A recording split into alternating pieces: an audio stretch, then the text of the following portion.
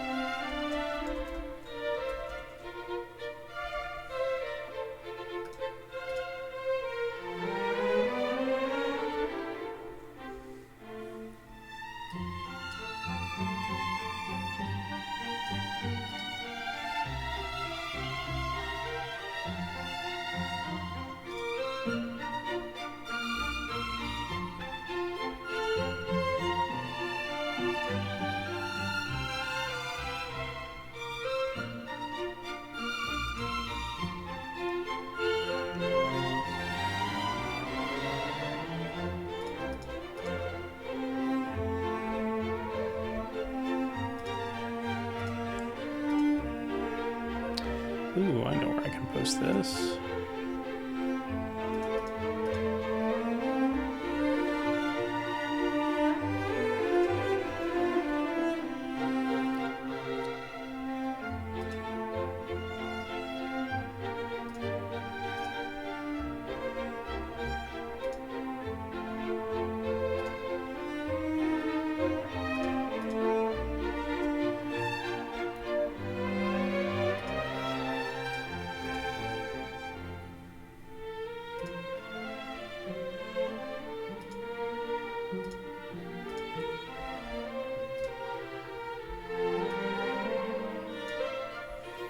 Okay, with that out of the way, we should be ready to go.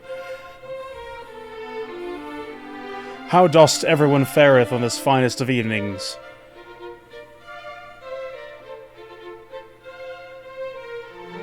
Do I sound okay?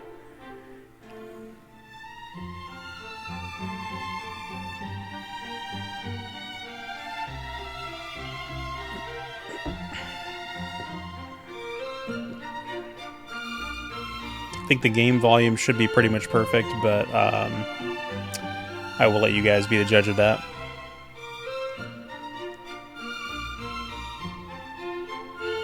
Turn it down some more. Okay. How's that compared to how it was?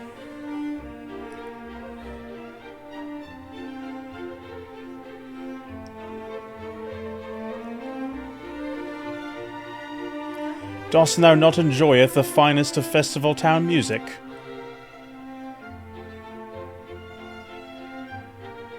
Okay, so I have been kind of binging the Dragon Quest I remaster, and as someone who is obviously a huge Dragon Quest fan, I just finished the Dragon Quest Heroes video, mainline video on the channel. And had a good time with that. Finally finished Dragon Quest V, mainline game in the series, a couple, 2 weeks ago now, after starting the game all the way back in 2019, 2020, and putting off finishing it until now. So I just kind of wanted a little bit more of that experience. I was on a little bit of a high, so I segued right into playing Dragon Quest I on the HD-2D remaster. Even though the 1 and 2 collection came out a year after the Dragon Quest III HD-2D, I wanted to go in release order of, numerical order of the games rather than chronological order or remake release order. Because 3 is a prequel, so the timeline does go 3, 1, 2 in this original trilogy. But I think that makes sense for the mechanics and also paying homage to the original NES versions of these games. I've played just about every other version of Dragon Quest I out there. I think the only version I've like rolled credits on is the Game Boy Color version, but I own the NES version and the Game Boy Color version. I do not have the Super Famicom version, but I do have the Switch/mobile version. The Switch version is basically a port of the mobile phone version, and Michelle and I got decently far in that version, but I think this version eclipses it entirely, because what's weird about the mobile version is on phones, that game had actual like sprites and like pixel graphics and everything, but then when they ported it to the Switch, they like smoothed everything out, and it had these like redrawn, smoothed out sprites over these like pre-rendered backgrounds. And so now with the HD-2D out, that version looks pretty ugly by comparison. Like, this version, just from a stylistic standpoint, wins every time.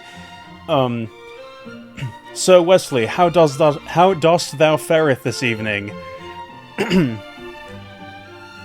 And so this version, I think, is the definitive, unless you want to play. I think the Game Boy Color version still holds up pretty well as well, but the the NES version is like very, very, very, very, very, very old school. I'm talking, there is a specific menu command for going up and down a flight of stairs, for searching the ground at your feet for an item that might be on the ground, and for talking to people. Those are all separate things, whereas in a later game, you might just be able to press A on a door, or on a chest, or on a NPC to talk to them, or just walk up and down a flight of stairs. Wesley's playing Warframe. That's pretty cool. That's a game I wanted to get into years ago, but I didn't have a system that would play it for the longest time. Yeah, so I kind of binged this a little bit, but the other thing that's like a huge quality of life feature about the HD-2D version is the fact that it literally tells you where to go. Like, it gives you objective markers for where your next destination is in the main game, and there's frequent auto-saving, so when you die, you can either just rematch the fight immediately, or you can reload from an autosave, which usually is just a few steps before the fight because of how frequently the game autosaves. So if you respawn at one of the churches that you saved at, you'll lose half your money, but you'll keep the same continuity of your save point from after you died, which means that you're basically picking what you want more between money or experience points or whatever. So, but what I have found with this version of the game is it's almost always worth it to just reload the autosave, and if you don't think you can take that fight, just reload the autosave and then zoom out of there. Losing half your money is just very much not worth it. Although they do have banks in the world of Alfgard here, where we can store our money if we're worried about accidentally losing half of it. So you can kind of adventure responsibly and store your money away in the bank if you're worried about accidentally losing it in a tragic accident against formidable foes. So, be that as it may, we will continue on our adventure. So, I just beat the Golem boss, and we are here in Cantolin, and we need to venture for the Isle of whatever that island is called right there. And I'm actually not quite sure how we're intended to get there. Wesley wants to replay Dragon Quest XI. I definitely say you should, because actually Dragon Quest XI Act 1 was a speed run during Summer Games Done Quick earlier this week, and it was fantastic, and it made me want to play it as well. Believe it or not, it's the one Dragon Quest game that Michelle has actually put more hours into than I have. She's beaten essentially the main campaign of that game, whereas I was putting it off to play more of the game in order. Okay, so if we start down here by where the mini metals guy is and go up this way, we can get there. But that is a treacherous path indeed. So the golem boss that was here, I actually forgot to... Those of you who played the NES version know that the Fairy Flute is meant to be used against the Golem boss, and it guaranteed puts him to sleep, whereas the actual snooze spell is like a 50-50 chance of getting him to go to sleep. This works every time, and you can actually cast it twice in a row to make him fall even more asleep, which is something that other games with the sleep status don't really do, where the sleep status stacks in this game, which is interesting. But so I get into the fight, and I'm like, oh my god, I forgot to move the Fairy Flute out of my bag onto my character's inventory, and so I'm like, well, I'm probably going to lose this fight. But I just kept spamming Cop Out, which is the ability that reflects a physical attack, and I just did that every single turn until the Golem reflected enough physical attacks back at himself to die. I would say I got pretty lucky, and I wouldn't necessarily recommend that as a strategy, but it did work. Also, my character is named Kefka because of HC Bailey's Let's Play, which, God, he uploaded, what, 16 years ago now? Because in the NES version, your character's name determined your long-term stat growth, and Kefka was a name that just so happened to work for long-term strength and agility growth. I don't know if that if those growth metrics are still true in the remake, but I decided to go ahead and name him Kefka anyway. So let's go ahead and zoom back to the Citadel of the Monarch of Metals. And trade in on numerous mini-metals.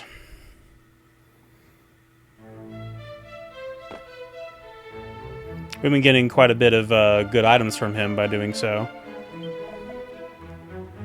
Getting the mini-metals in this game feels pretty easy. Because there's only so many places in the world that they could be, and also we have this nice little ability here called Nose for Treasure that tells you exactly how many treasures are on any given screen. This one's telling us that there's 2, and unfortunately we can't get those 2 because they are those green chests right there, and that requires a specific key that we don't have yet, which hopefully we'll be getting soon. He told me that if I come back with 15 mini medals, then he'll have a new shield for me. Suddenly I went Australian there, mini medals. Alright, so if I go across this bridge, I should be able to zigzag through that mountain pass until I get to the island there. I could be vastly under-leveled for this, too. I'm only level 24, which is pretty high for the NES version, but what I've seen from other people that have played this version is by the time they fight the Dragon Lord, they are in their, like, mid to late 40s. Alright, what do we got here? I think the shadows resist most elements, but we're going to try that with Crackle and see if they resist it.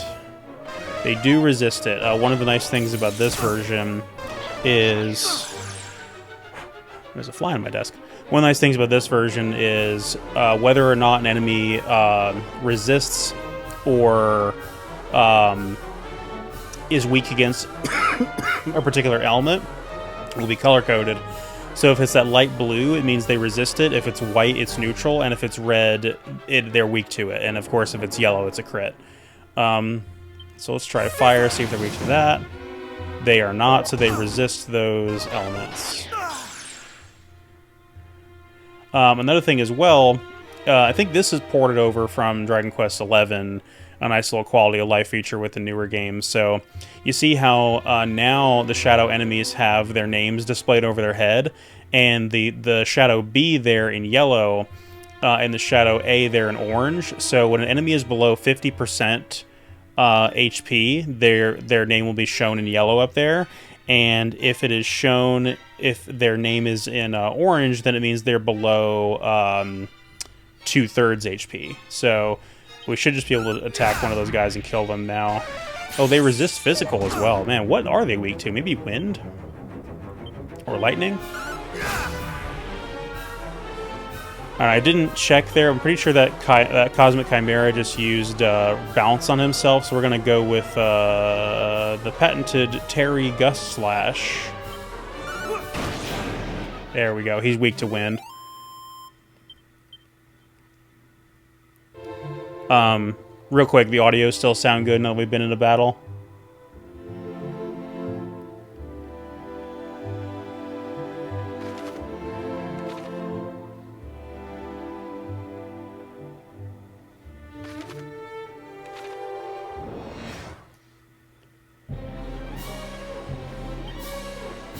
Have an ability specifically for this guy. He's a zombie. We have a ability called Undead Undoer, so we can easily take this guy out.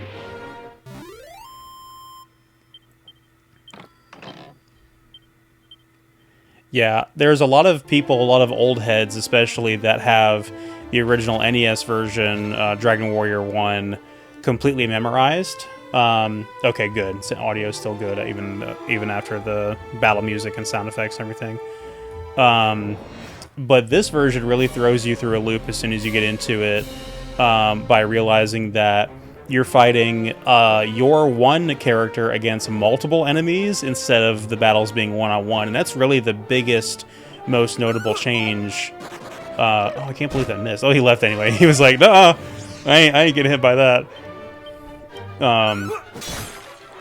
So immediately you realize you're going to have to adopt an entirely different set of strategies to get through this game than what you would have been used to with the vanilla version, or really any of the previous versions, because fights are not one-on-one anymore. Fights can be 1-on, 2, 3, 4, even more, no pun intended, or no rhyming intended. And puns are always intended in Dragon Quest, let me tell you. So what they've done to compensate for that is the abilities that our protagonist learns in this game have been expanded significantly. So one of the things I noticed right away was that we learned a multi-targeting AoE spell. We learned Sizz, which hits a group of enemies, and so if you're encountering like your regular little slime guys or whatever you're fighting, that will hit all of them.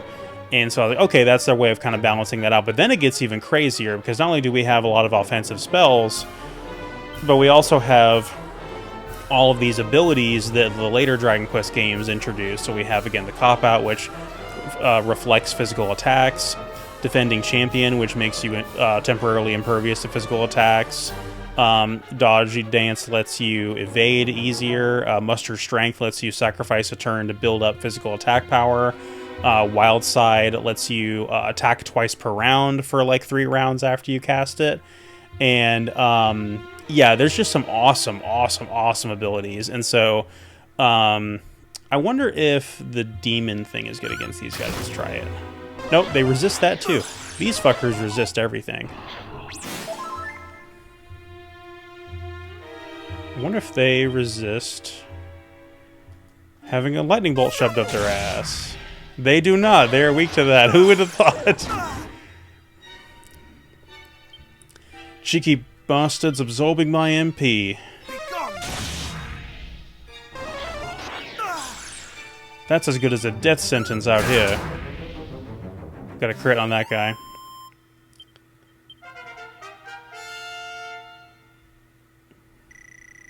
Wesley mentioning Puff Puff as well. You can get Puff Puff in this game. Oh, the level up completely negated all that MP loss, which is awesome. That's so satisfying when that happens.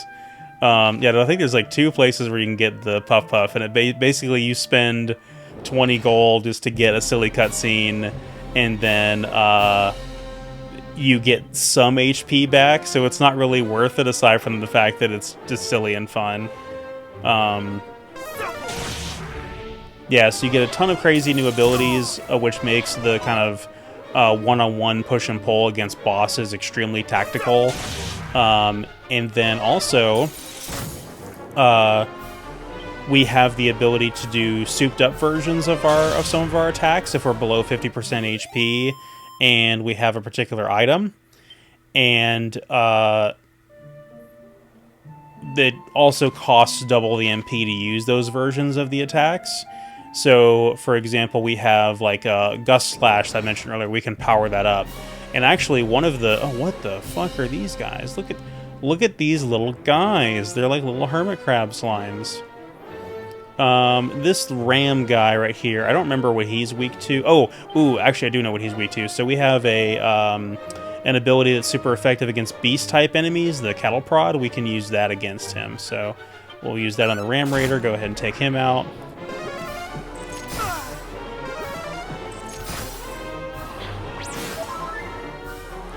"'Tis but a cold winter's breeze."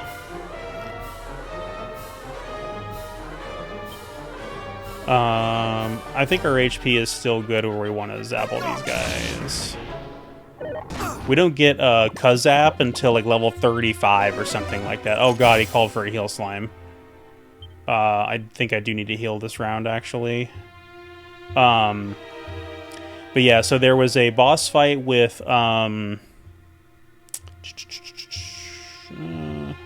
mid-heal should be fine. There was a boss fight against these, like, shade enemies. Kind of similar to that guy on the right there, but with fundamental differences.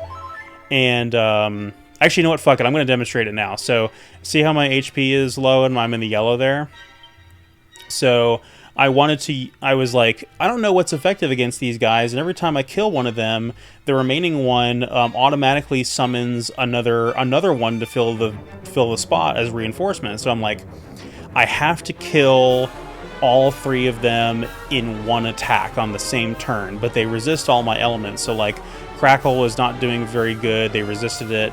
They had a little over 200 HP each, and I was like, they also had a spell that would inflict Envenom on you, which is like super poison. It's like Toxic from Pokemon. And so I was like, there's really not a whole lot of things I can do here without dying. So I was like, I'm just trying all my different abilities, see if I can get one of the souped up things to work.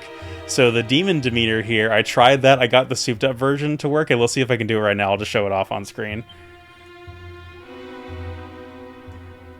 I shall not fall. Yeah, get fucked. So you can get a Quadra Slash from doing that, which was so awesome to be like, oh yeah, this is like a single targeting of ability that's super effective against demon type enemies, and because I'm below 50% HP, I just like absolutely rain holy hellfire down on these enemies from the sky. And I was like, I need to do the move that lets me like act twice per round and cast it. It needed to hit all three of them twice in a row in order for it to. I'm just gonna run from these guys. Fuck these guys. It was so satisfying when I finally got that to work, but I had to refight them numerous times to get it to succeed. But one weird thing about this game, and I think it goes all the way back to the NES version. Oh god, what are these? I wonder if Gust Slash would be good against them. Oh, I didn't even see the Metal Slime there. Look at him. Alright, they are not weak to wind. I do have to have heavy resistance to fire and breath attacks, though, so I should be good there. Sorry, my computer went on standby.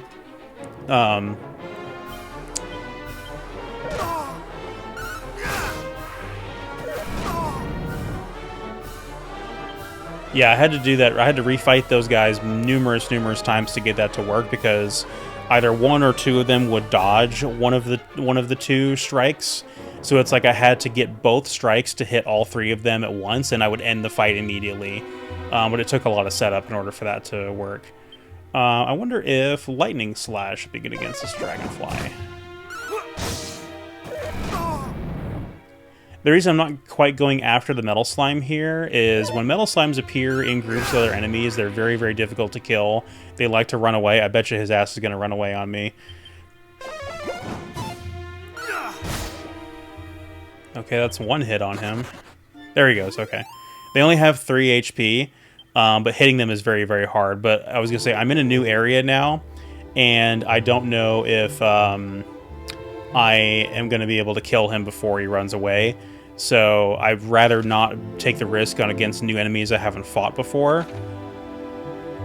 Yeah, my bit rate is going through the floor here.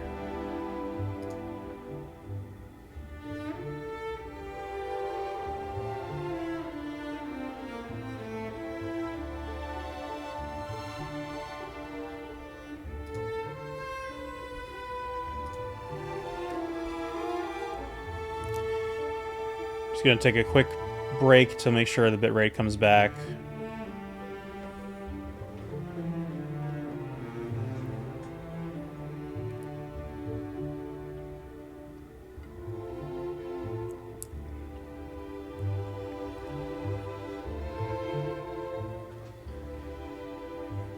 Can everybody still see and hear me okay?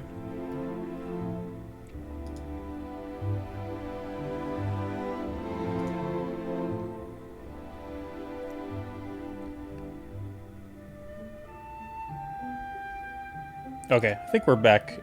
We're good to go. Okay. Anyway, so I was talking about sort of the design of this game all the way back to the NES version. Because the fights were just one-on-one, and you're out here all on your own, there are some fights where I genuinely think it is by design where they just expect you to run. I think running from certain monster battles to kind of get through certain dungeons is expected of you. These guys were really tough right around the town to the south, so I think that's an example of a fight I want to flee from. It's also pretty easy to run from most fights in this game, even if they are enemies that are stronger than you. But I do feel like that the likelihood of running is significantly less in this game than it was in the NES version. I would watch people go through dungeons in the NES version where they are like significantly underleveled for the power level of the dungeon they're in, and they would succeed in running like every single time.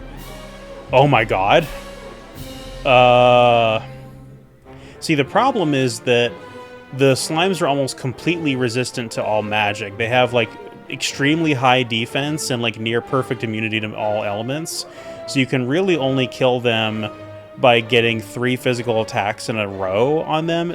But the problem is, when enemies are in a group like this, I can't actually choose which one among the group to attack. This is true in every Dragon Quest game. So if I get, like, 1 hit on one of them and then he flees, it'll be 0 progress towards actually killing one of them.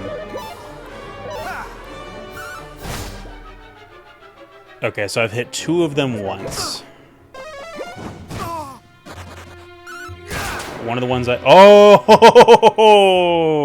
Okay, I got a crit on one of them and killed him, so that's 1,000 XP for me. Please don't leave. Please don't leave.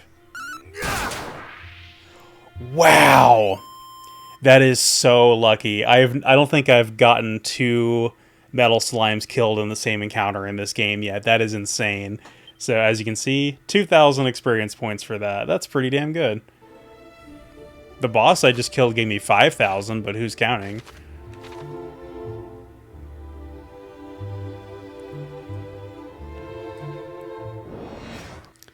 Just casually making our way through the piss yellow sand here.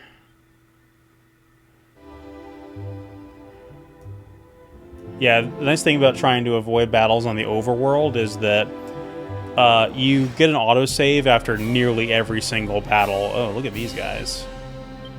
More rams. Let's see if they may just kill me out right here, depending on how strong their attacks are.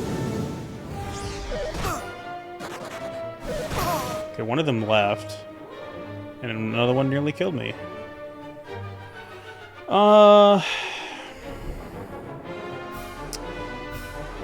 Yeah, that's fine. We'll just run from these guys. Or we'll just die.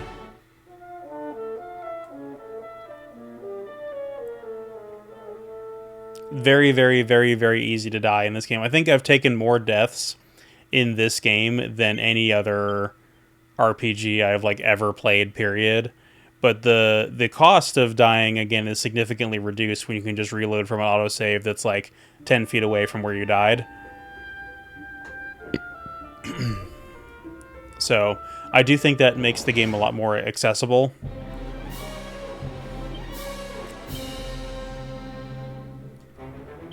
I wonder if I can take these guys out. I haven't tried to fight them since the other city. Yeah, no, they hit me for like 50 damage a pop, and the other guy just did a different attack which hit me for like 114 damage, so I just wish that this death screen would take less time so we could reload faster. 'Cause, like, I said, I haven't tried to fight them since the other city. Yeah, no, they hit me for like 50 damage a pop, and the other guy just did a different attack which hit me for like 114 damage, so I just wish that this death screen would take less time so we could reload faster. 'Cause, like, I said, I haven't tried to fight them since the other city. Yeah, no, they hit me for like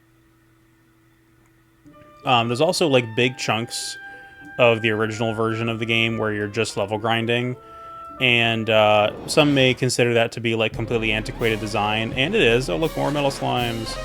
But you know, back then when you had an NES and this was like maybe one of the only games you had, and you're a kid and you're a, you know, Japanese elementary school student, and you get home from school and you have like, you know, maybe an hour or two to play your game, running out there and fighting monsters and becoming incrementally more powerful, like that's your fun. Like that was the entire experience. And so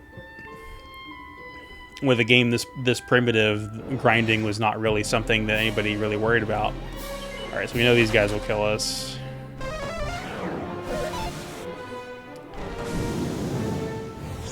It seems to be as well, like if you try to flee and you fail, usually it's only like one or two of the enemies that gets a turn. It's not usually every enemy that attacks you when you try to flee. Okay, so we made it to our destination. No, almost. One more battle. I did kill these guys earlier, but I don't feel like it. I'm low on MP. The other nice thing is that once you make it to a new destination like this, it doesn't matter how dangerous the enemies are, because you can zoom back and forth to any location in the game, regardless if it's a town or a cave or some destroyed ruins or whatever. You can zoom anywhere, which is extremely helpful. Because even in like the DS remakes, like 4 and 5, you can only really zoom to towns. You couldn't zoom to dungeons some of the time. So now that I've gotten here, we can zoom to the Weeping Isle. So I think I'm going to quickly zoom back to Tentacle and rest up at the end to replenish my HP and MP, do a manual save, and then we'll zoom back to the Weeping Isle to see what's going on there.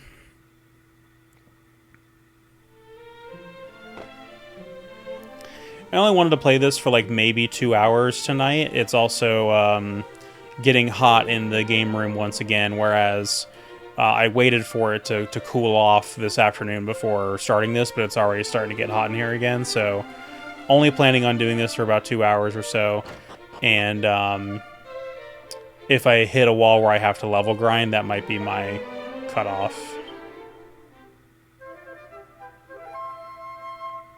There's inns, unlike the NES version, there's inns all over the land where you can rest up at and save, but the cost of staying there depends on the town. So Tentacle is always only 12 gold to sleep at the inn and fully restore your HP and everything, whereas other towns are more expensive. I think down there where the mini-metal guy is, it's like 80, and like, I get that we're like penny pinching or whatever, but gold is just so important in this game, and the zoom spell costs nothing. It costs no MP to use, so we might as well just zoom back to Tentacle and rest up there. As the original game doth intended for us.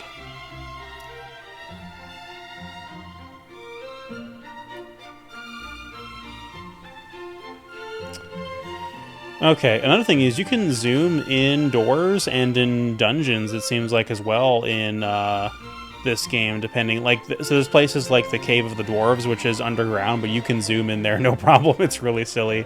And when you zoom, you land inside the place. You actually have to hold X on the face buttons there to land outside the place, which is really interesting. So they definitely have made zoom that much better in this version compared to, like, even the DS remakes.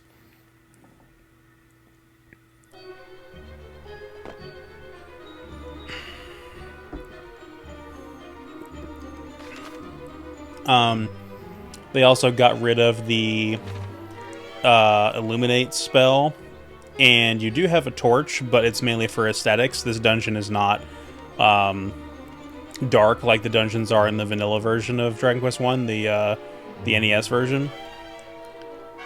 Dungeons are also much more visually interesting, whereas they're like this repeated tile set in the NES version. The NES version is very primitive tiles, as you might expect. We also get some new dungeon music here, whereas the other dungeon music earlier in the game is very ominous and sinister, which is interesting. And we got some crabs here. We got giant enemy crab.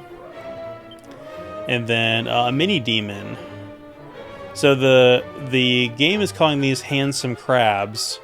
If they say so, I kind of beg to differ. But, you know, if they insist. Anyway, let's see if they're weak to lightning.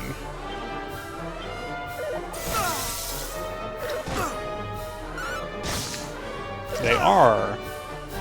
Even so, that was not really a whole lot of damage. But I can probably finish him off with a physical attack because his HP is critical. And fucker dealt a lot of damage.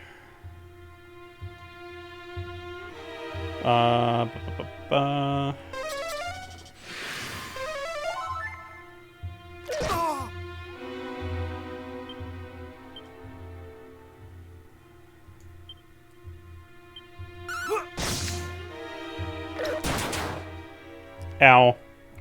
That hurt.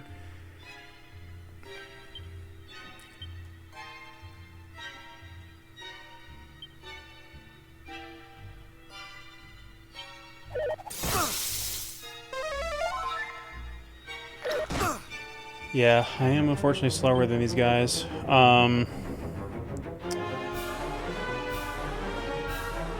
He buffed the crab, so his defense is increased. So we'll go with Zapple. No, his defense has already been increased. Okay, cool, we killed him. Let's go with a Miracle Slash to recover some HP.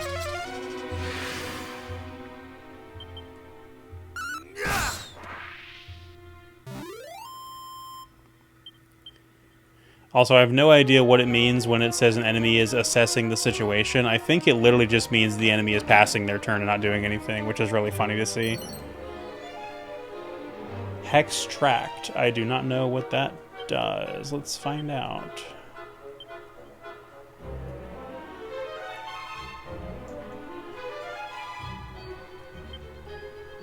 Where did it go? Oh, it's a key item. Okay. Okay, the game literally does not tell me what it does, but we have two of it. Interesting. Oh,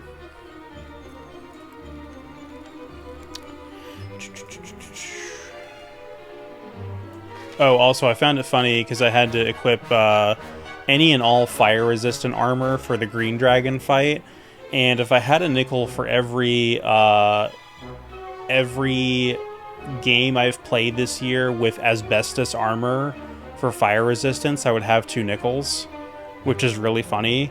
Obviously, the other one is Rise of the Triad, and that was more for a joke in that game because it's like, oh, asbestos armor, it's so itchy. This is like, no, this is absolutely fire resistant earrings. Okay, this guy, let's try Lightning Slash on him. He is not weak to it. Let's try Gust Slash. There we go, he's weak to that. The nice thing as well is if an enemy casts Fizzle on you and prevents you from casting magic, you can still use those elemental sword attacks, which is really handy for exploiting enemy weaknesses if you are fizzled.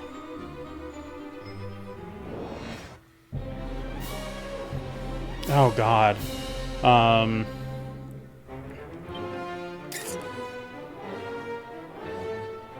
Do I have anything for this guy? I think on the safe side, I'm going to cast Magic Barrier. And then just wail on this guy. I think that was a good idea. Yeah, he can try to fizzle me. These guys were very scary in the NES version. Viz Major. I'm sure that's some kind of pun.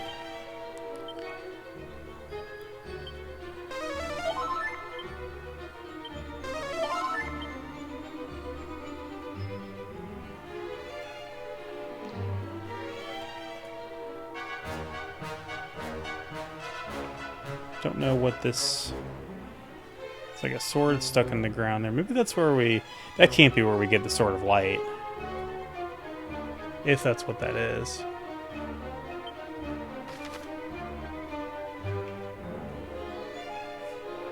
Okay, anyway. Nothing there, I guess. Man, this remix music is really nice. I remember how foreboding this was in the NES version. We got some Man of War Jellyfish here. It's an upgraded version of the Heal Slime. It is not really a Heal Slime anymore. It stuns you and does status ailments to you, and they're generally really annoying. We're not going to talk about the fan art I've seen of these guys. You're better off not knowing.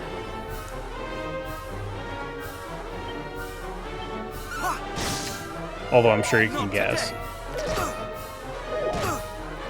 Yeah, definitely not worried about their physical attacks. I may also want to change up my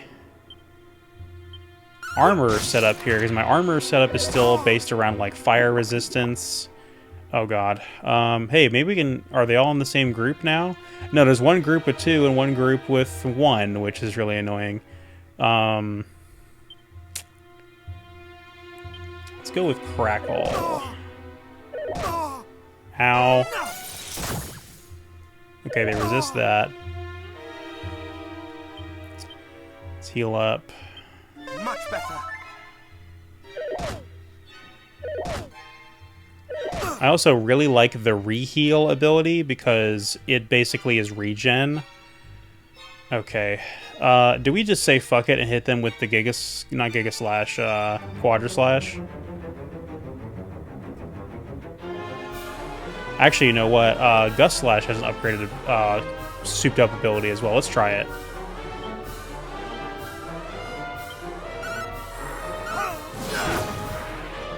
Okay, that only killed 2 of them. At least we didn't use all of our MP on it. Alright, finish him off. There we go.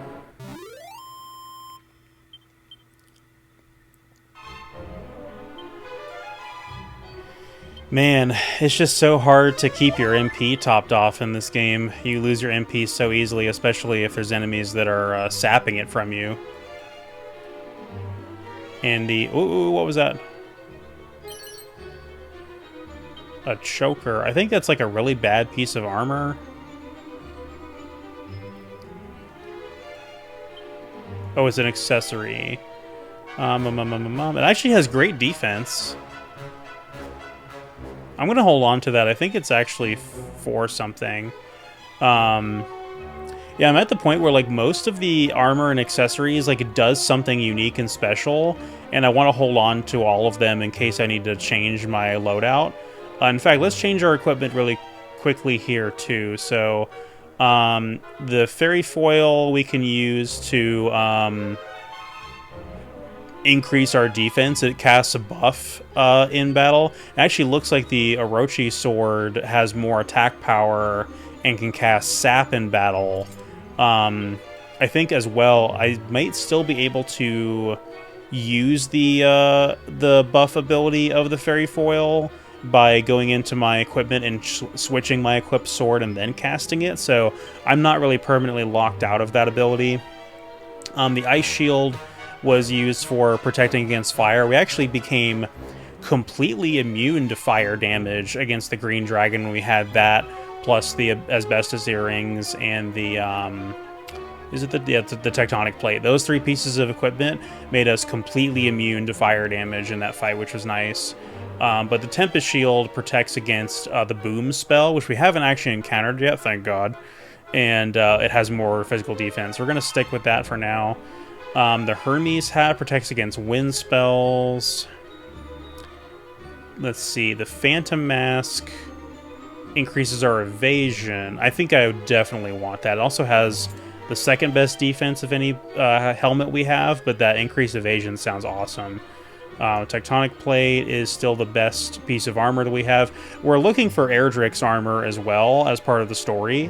So there's a very expensive piece of armor we can buy right now literally called the Dragon Armor. But I don't think I want that because we're going to get Erdrick's armor as part of the story anyway. And I'm curious if in this version it heals your HP with every step like it does in the NES version. Alright, and it doesn't seem like in this area we need the fire protection of the asbestos earrings, so let's see what else we can equip here. We can either boost our defense or our wisdom, or both. The Ring of Clarity makes us immune to confusion, and the Full Moon Ring makes us immune to paralysis, which is nice.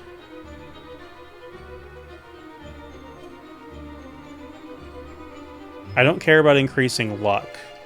Not really, anyway. Oh, you know what? I think the choker is a cursed piece of equipment, so I don't know if I necessarily want to equip that. Let's see, our other thing is the strength ring. We're keeping that.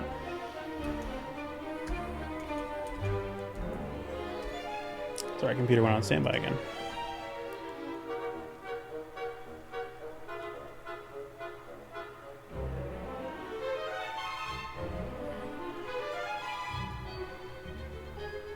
Okay, let's go with the Pirates King pendant. And then I think we're good. We're going to progress just a little bit longer.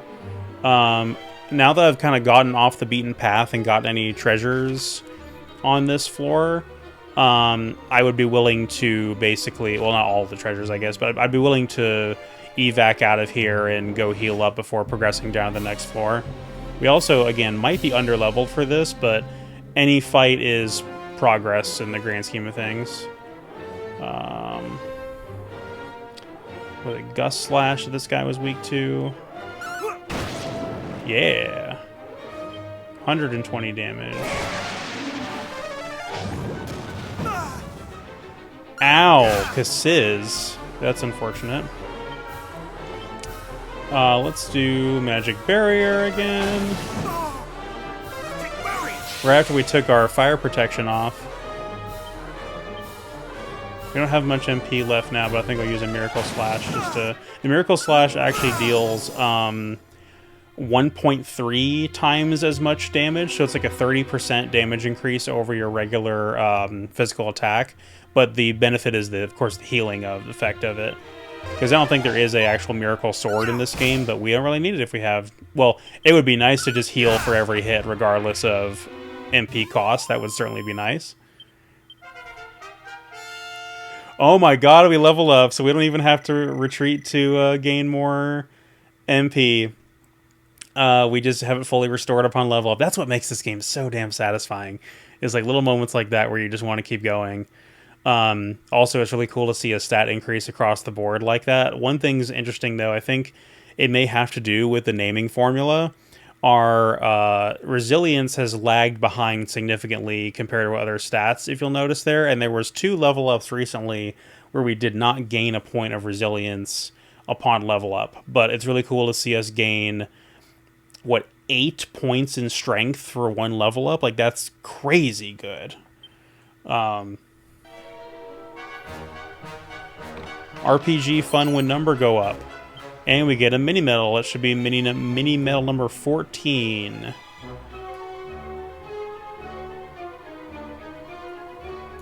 Thou hast found mini medal number 14. If we find number 15, we can get the dragon shield.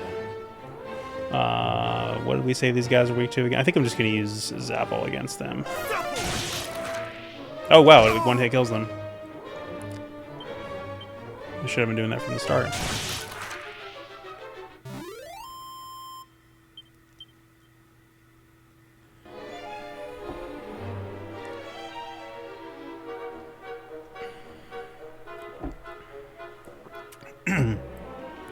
Again, I really wish they would have given us like AoE lightning sooner, because that would have really helped against enemies like that, but it's fine. Oh wow, that was almost 5,000 gold in there. Holy crap.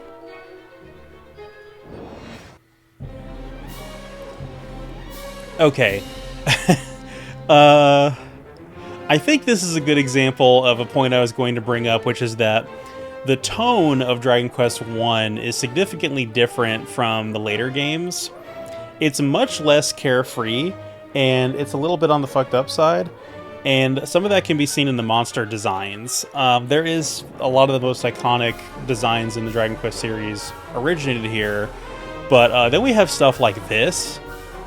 This is hideous. This is like you ripped the center eye out of a beholder and it became sentient. I hate this. And a lot of these designs are only in Dragon Quest 1.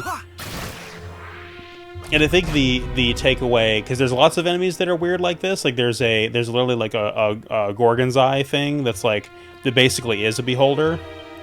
And I was like, man, look at that ugly thing. We never see anything like that in the later Dragon Quest games. And I think it really is meant to be like, you know, the Dragon Lord really has unleashed the horrors of the world upon us. Like, these are the forces of evil. These are not natural living creatures that just dwell in the world kind of thing. These are not little guys. I wish when we used the Nose for Treasure that it would literally just show us we've got 11 different treasures on this floor. Goddess, protect me.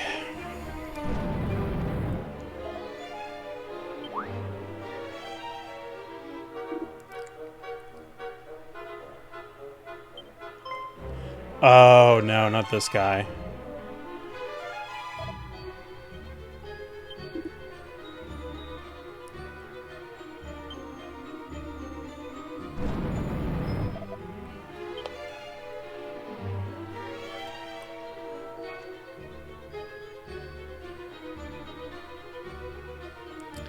Yeah, I think this guy is the last boss that we fight before the Dragon Lord, or something approximating that, close to it. We know what to do against you guys now.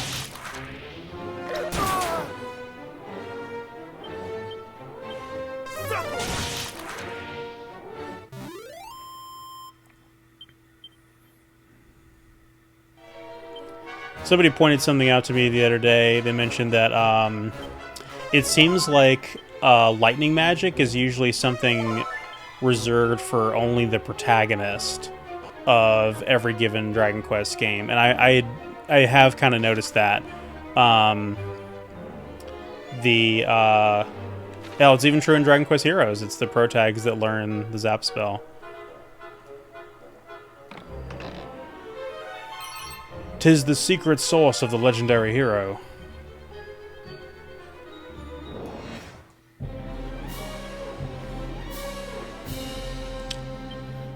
Please tell me all the Man of Wars are in... Okay, they're at least all in one group, which is nice, but, oh god. That's really funny. So this guy is called a Hydra, with the middle part being the word I actually spelled out, E-Y-E. That's cursed. Banish Yi. Actually, really surprised he didn't die from that. That's kind of scary.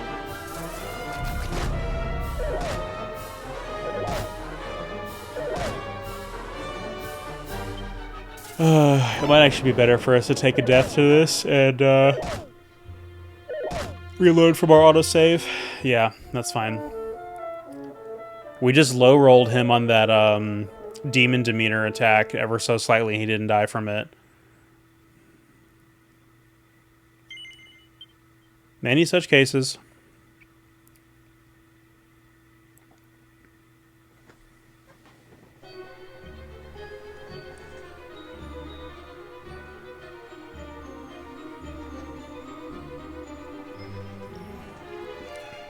Now we know why they call it the Weeping Isle.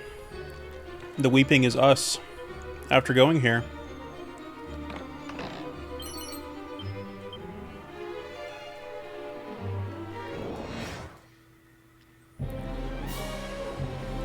Alright.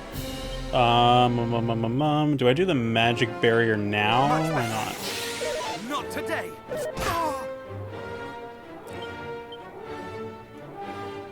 That was Gust Slash on this guy. Only 8 damage.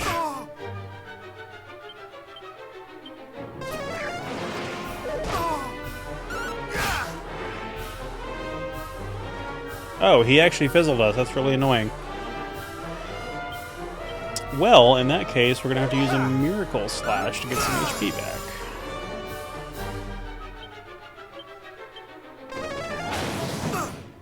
I shall rend thee asunder!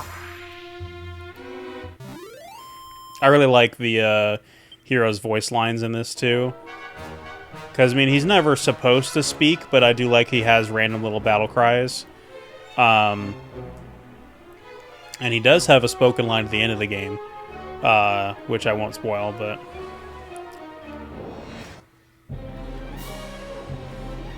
Broto does talk.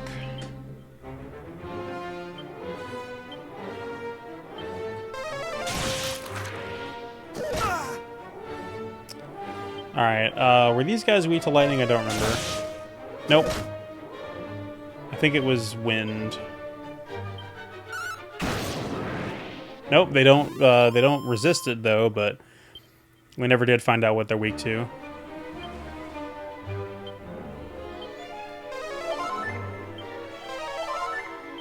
Yeah, again, this was like a dank old dungeon in the NES version, and now there's like parts of it where we go out briefly outside here and you can see like the sunshine and birds and the ocean. Like, that's cool.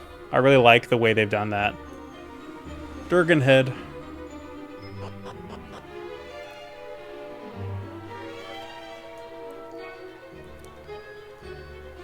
And man, like the music here in the NES version really is the kind of thing that tells you like you're in some deep shit. But here it's wonderfully, faithfully remastered. We're back on the funny dialogue here from our soon-to-be boss, Spiketail. Heed me, thou rock-headed dotard. Shouldst thou chooseth not to speak, others will be made to suffer and to die. Chief among them this exquisite specimen, whom we did bring back as a prize from a fair Damdara? Is that the place, the nearby town that we were talking about before?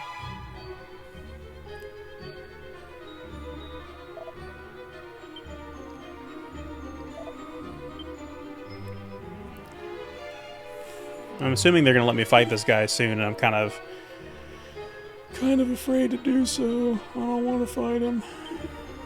Every boss in this game so far has been a massive wall. And I don't expect this to be any different. So,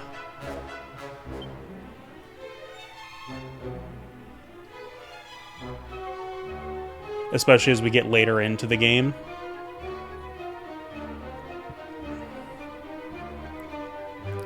Let's go this way and see what we can find. This guy again.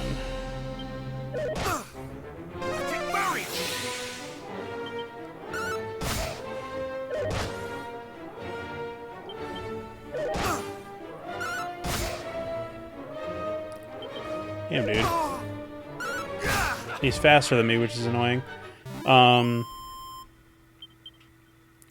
thing that's kind of annoying is that in the NES version, we had... Oh, no, we do have it. Okay, so I probably should start using this a little bit more. So we have Fizzle, which is called Stop Spell in the original translation of the NES version. Just prevents enemies from casting magic.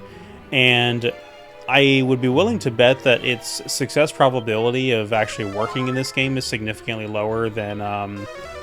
it was back then, but there might be certain enemies. I'll just have to test it to where, you know, we see those wizard guys using that against them. If it's like a... Oh, we found mini number 15. If it has a high probability of working, then maybe we can, what do you call it? We can... stop them from hitting us with anything other than physical attacks. But even then, their physical attacks still hurt. Like, pretty much every enemy in this game can use physical attacks if they need to. Virtual Kaz in chat here being like, well, well, well.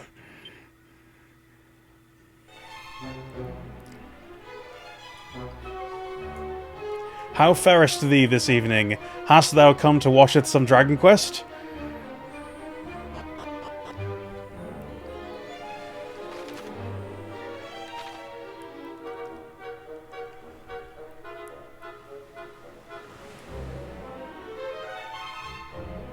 I love dead ends when there's like no treasure over there at all.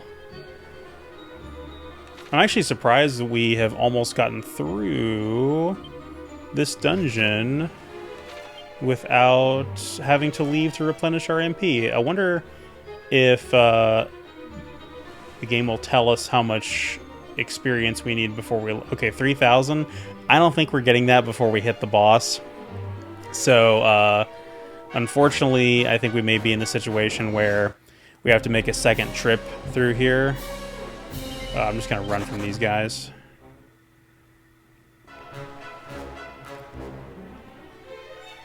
Yeah, definitely definitely watch back the VOD if you're curious to learn more about this game, because I went on a whole tangent earlier about how everything they've changed in this version, and all the new additions from the old NES and Game Boy Color versions of Dragon Quest 1, and I think it's a really awesome remaster.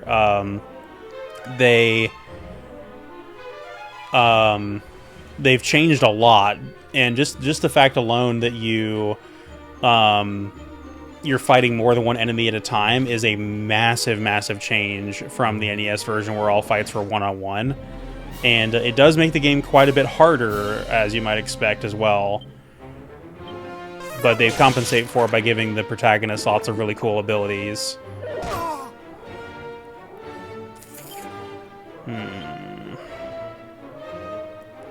Again, I really wish I had Kazap.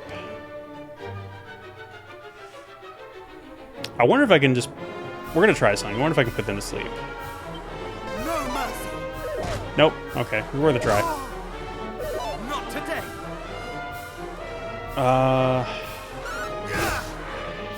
Almost out of MP again. Alright, yeah, we're not going to bother with these guys.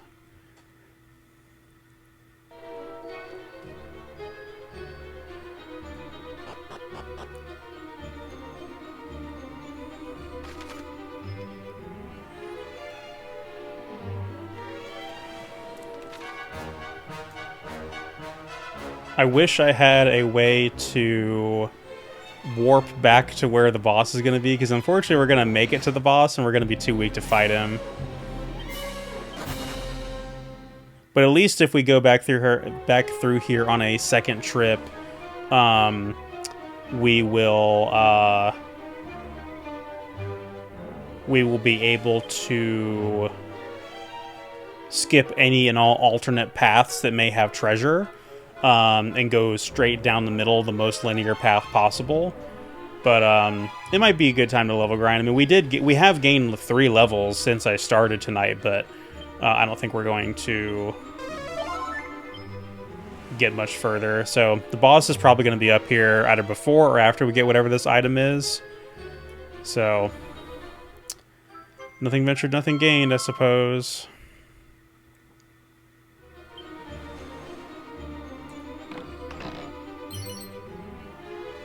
Ooh, Kakrak. That's like the most powerful ice spell we get access to in this game. Thorn Whip. That can't be better than what we have, can it? No. It does hit the entire group of enemies, which is nice, but it is quite a bit weaker than our current sword. Staff of Sentencing. Alright, can we warp out of here? I doubt it. Looks like we can. So maybe our true objective, or maybe there's like multiple objectives in here. Maybe the boss is down on the lower floor. Yeah, he is. Cool. Well, I guess we got one of the primary objectives here, so I feel way less bad zooming out of here to replenish our MP.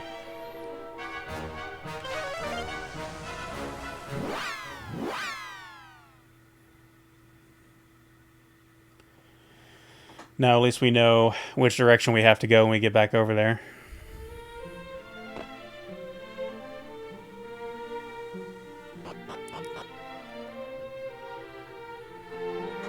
Another interesting thing about this game. So, this game was released simultaneously on the Switch, the PS5, and PC. And most of the other people I've seen stream this game have streamed it on PC.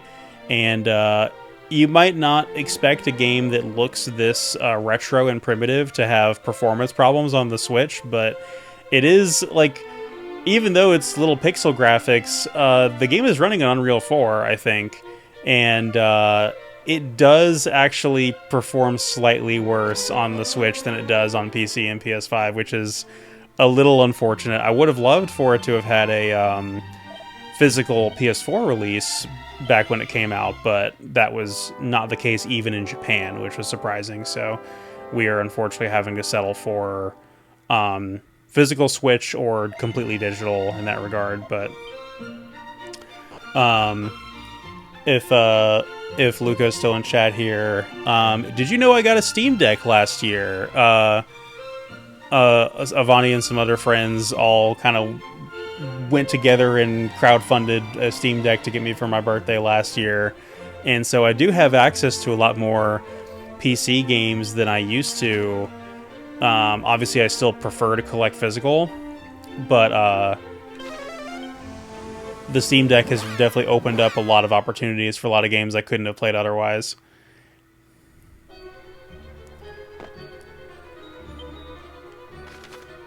We're back in the thick of it. Maybe it'd be best if I ran from most encounters just to get us back to the boss. Again, we may not be strong enough for that boss yet, but we're going to try.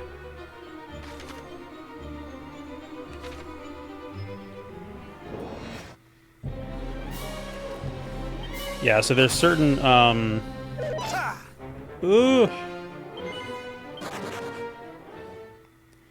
there's certain games I will definitely be preferentially getting on the Steam Deck basically from here on out.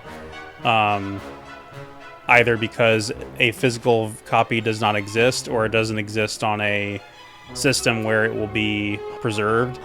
Like the Trails in the Sky remake is one where I've been holding off picking that up because I'm pretty sure I want to get it on Steam. And then Doom the Dark Ages is another one where Doom the Dark Ages is now Steam Deck verified. So even though it's like a really technically demanding game, it has a graphics preset that is configured to the Steam Deck, which is cool.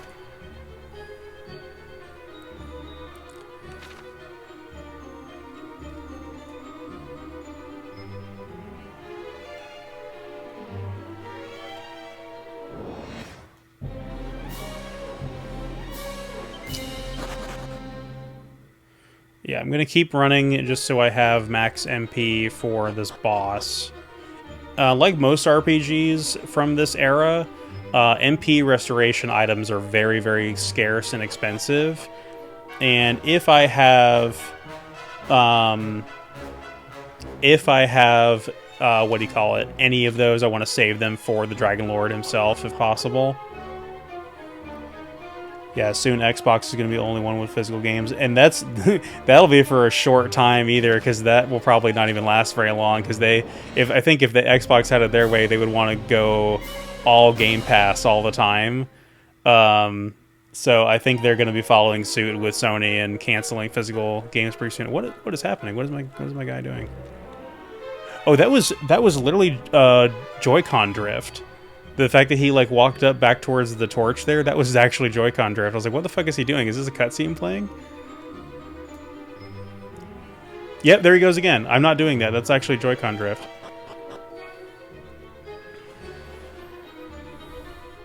The Switch knew we were shit-talking consoles and decided to act up. I'm actually controlling the character with the D-pad as well. Ooh, that's actually really not good, because if it randomly changes my cursor right before I confirm something and it makes me do something else, I'm going to be really pissed.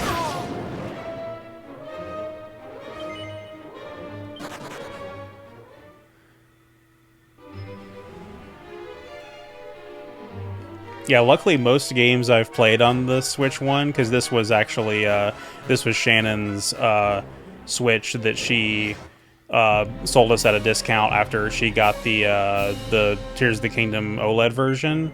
So this was like 2 or 3 years ago-ish now, whenever Tears of the Kingdom came out. So that's how we got 2 Switches in the household. Otherwise, I would not have bought one for myself otherwise, but I am happy to have it. But most of the games I've played on it so far, aside from the Metroid Prime Remaster, have been RPGs. So it's been this and Unicorn Overlord mainly, and Unicorn Overlord because I was mostly able to control that with the D-pad as well. Didn't really have much issues with the Joy-Con drift, so to the extent that this Switch has Joy-Con drift, it's not really that bad. It hasn't set in quite as bad yet, but the symptoms are there. The symptoms are definitely there. Okay, we're almost to the boss.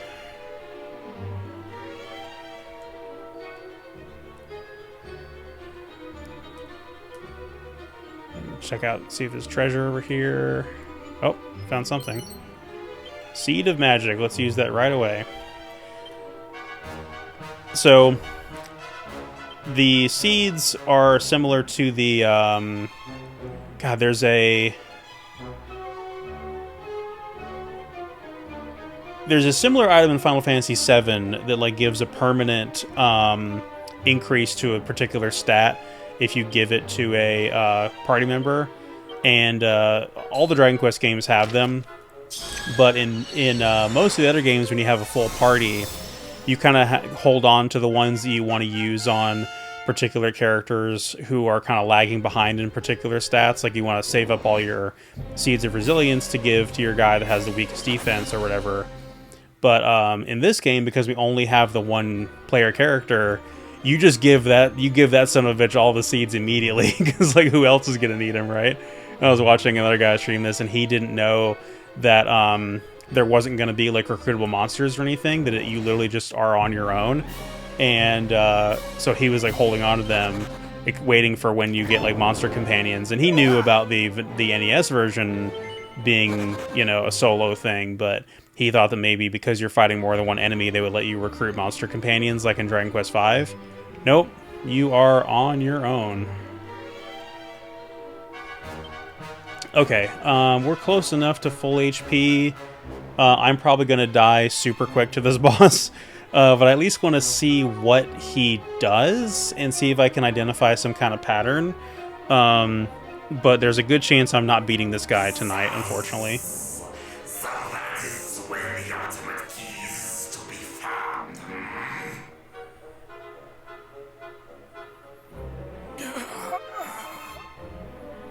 Ironically, the ultimate key is the thing we get for beating Bjorn the Behemoth in Dragon Quest V. Michelle's heard me talk all about that guy recently. Thou speakest of bargains. I remember no such thing. Our orders are to kill all humans, groveling ones included. I also do not remember if this guy was in the NES version of Dragon Quest 1 at all, actually. If he was, it was a one-on-one fight as opposed to him with all the minions.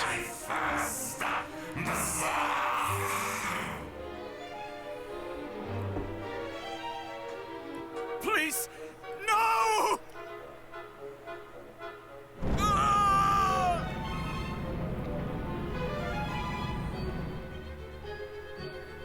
Well, so much for him.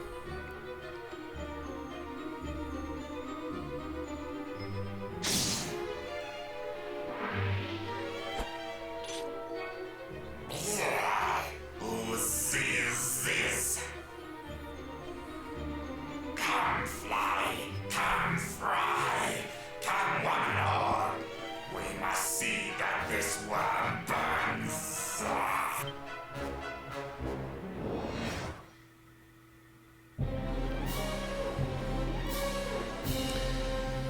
Okay, so 6 of these guys to start with. That's interesting.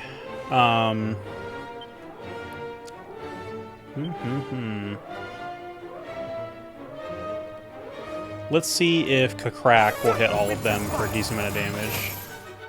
Okay.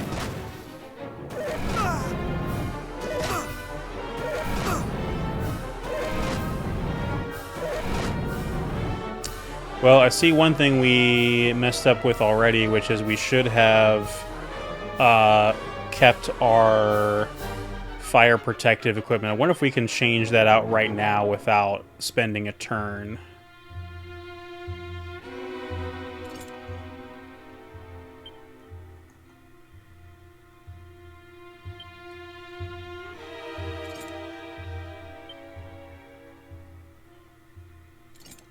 Ice shield and tectonic plate. Alright, that's all. We should be completely immune to fire damage now, which is nice. Let's go crack again. Hopefully any of them that survive will... Oh no, we got them all. Hell yeah. Alright, now, ideally the big guy should appear. Oh no, it's actually a separate fight. Okay, that's interesting.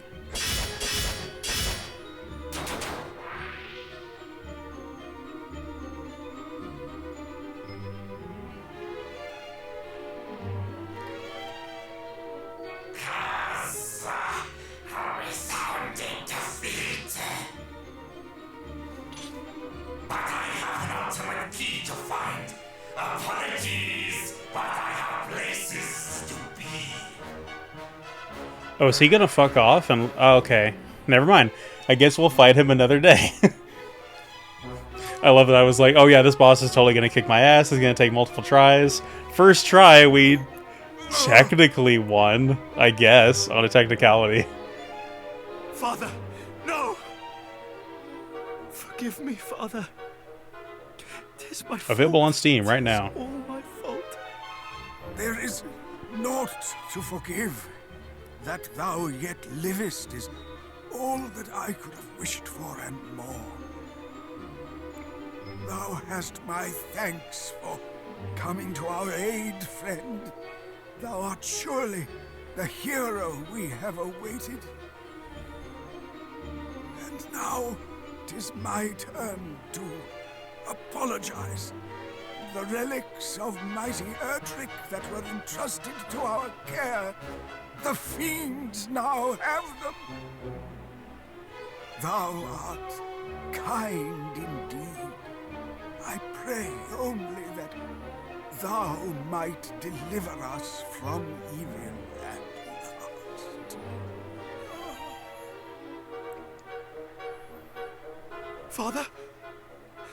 Father!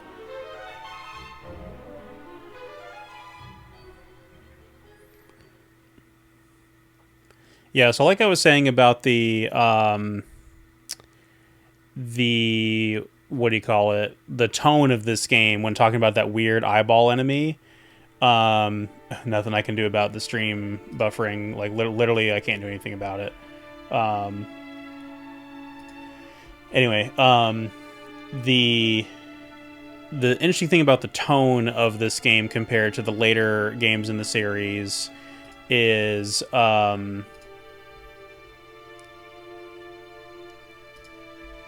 the later games have this more lighthearted tone, and more of the monsters are more goofy, whereas in this game we fight some like truly horrendous abominations that are like these just ugly, disgusting creatures. Some of them are the iconic Dragon Quest monsters, like of course you have the slimes and the drakis and the golems and the green dragon and stuff like that, but then you have stuff like those eyeballs we saw in the cave, and there's like these beholder looking ass enemies with a bunch of eyes and on stalks and stuff, and it's like, man, we fight some like ugly monsters in this game compared to the later games.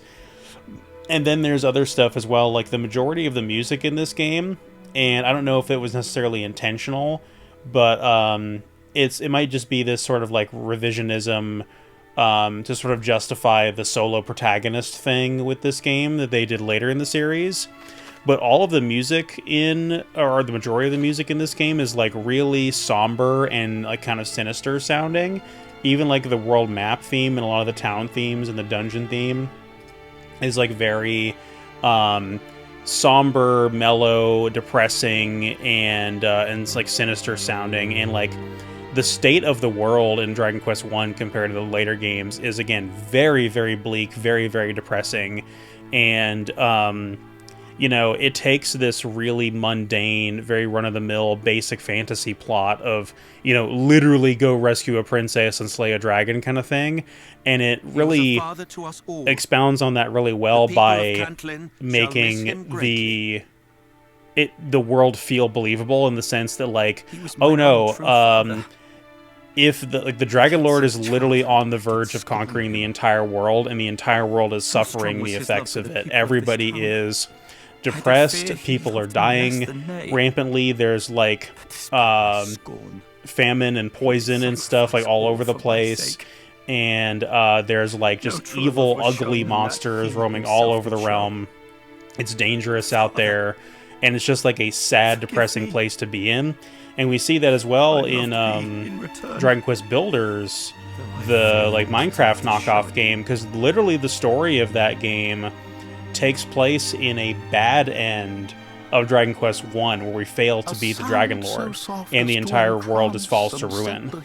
And so it's very similar to, for those of you out there who have played Pokopia. Pokopia was made by the same developers as Dragon Quest Builders, and they went for a very similar theme. This is a world of ruin where civilization is gone, and we're trying to rebuild it from the ashes. And in both instances, more so in Dragon Quest Builders, because of the subject matter, it really feels bleak and desperate. I guess with Pokopia, you have the whole like environmentalist message of like humans ruined the earth, so they left. And they left it to us to pick up their mess kind of thing. But their hearts filled not with dulcet chords, yeah, the tone of this game really adds a lot of credence to the otherwise silliness of this hero is trying to save the world all on their own. Because with the other games, it's like, oh, you have a whole adventuring party and it's a little bit more lighthearted, but this is like you're just one-on-one, and the reason you're one-on-one is because this is just one of the oldest RPGs out there, and it's very primitive. That's the real reason. But diegetically, they spin that into the narrative of, isn't there anyone out there brave enough to take on that foul Dragon Lord? And it's like, you know, anyone who is able-bodied enough to lift the sword is either just not strong or brave enough to be up to the task. And so you really do feel like the desperation of you being out there on your own, being like, this is all we've got. I'm the only one that can do this. It was the work of a bard who once dwelt here in the town. One Galen of the Golden Voice. My father was much enamored of his work, and did recite it unto me from childhood.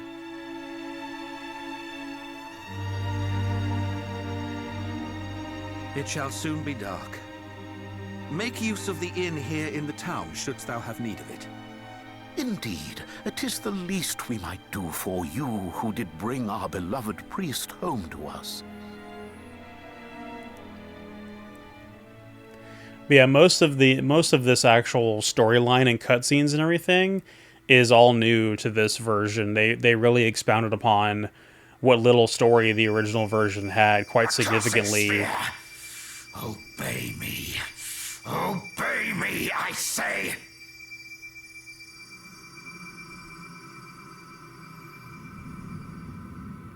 The nerve of this guy, who calls himself the Dragon Lord, thinks that something called the Sphere of Light is going to obey him.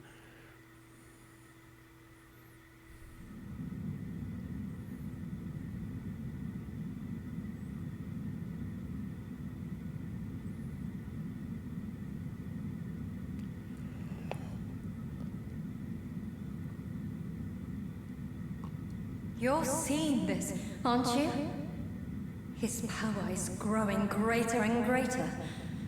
If this carries on, Alefgard is about to be plunged into an even deeper darkness.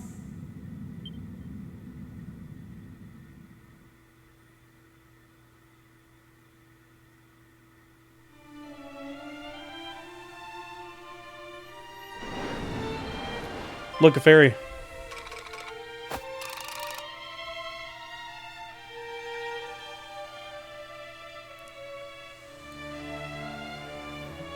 Yeah, this music is a great example of what I'm talking about with like the somber tone.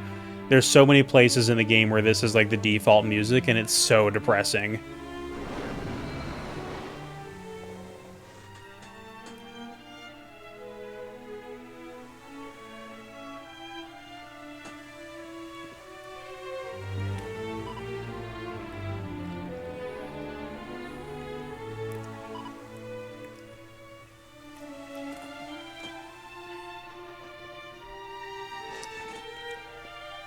I think those fairies could take those skeletons. Maybe not that one. That one looks a little bit tougher. He's got cold breath.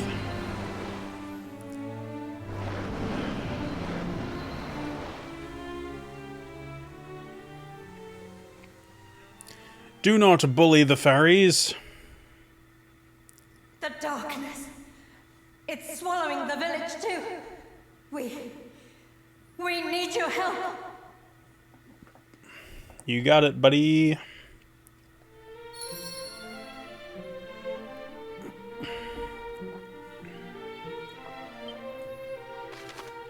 Well, that was a lot more eventful than I thought it was going to be. I thought we were going to hit a dead end with that that boss there and not be able to progress much further for the sake of the stream, but no, I'm still making progress. Alright, no treasure inside the inn, go figure.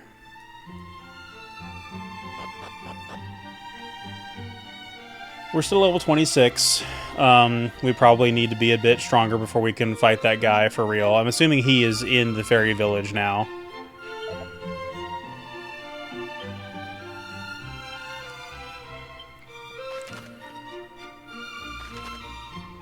Yep, sure enough, that's where it's telling us to go. Well, let's go return our mini medals to the Monarch of Metals.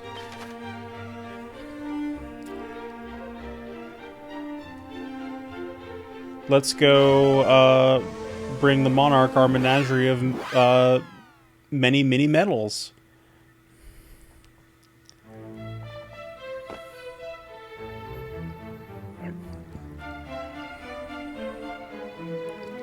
The mini medal guy is always like a different name in every game too. I love how in Heroes he's like King Flaminio, I think is his name.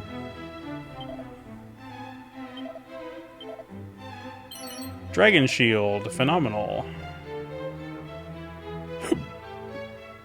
Alright, for 17 mini medals he gives us the Swallowtail. I'm not sure what that is. It's probably a weapon.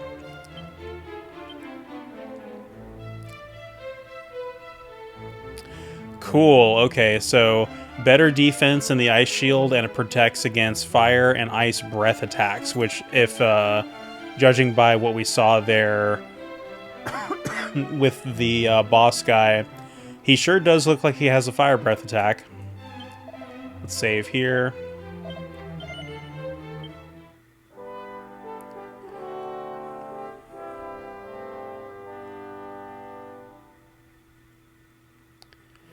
Saving adventure log. Please do not turn off your Nintendo Switch.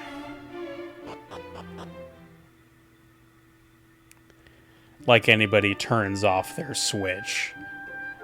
I mean, I do. I power off my devices when I'm done using them, but there are some people who I don't think their Switch has ever been turned off since they've gotten it. They just put it in standby mode and that's it. Fairy Village, let's go.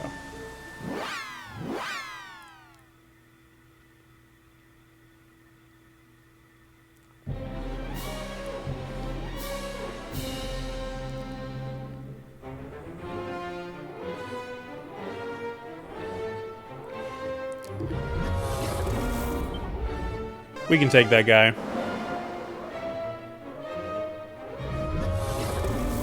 I'll hold it off. You lot run while you can.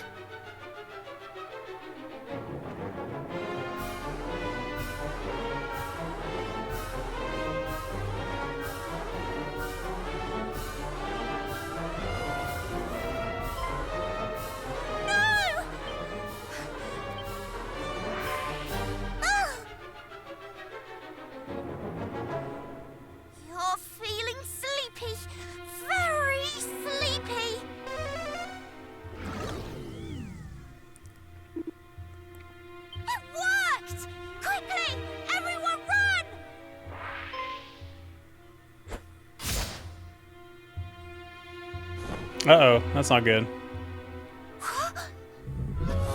Man, can we go to one destination in this game without somebody dying? No! Why did you? You idiot! Just run. I'll be right behind you. No! No! Open your eyes, please!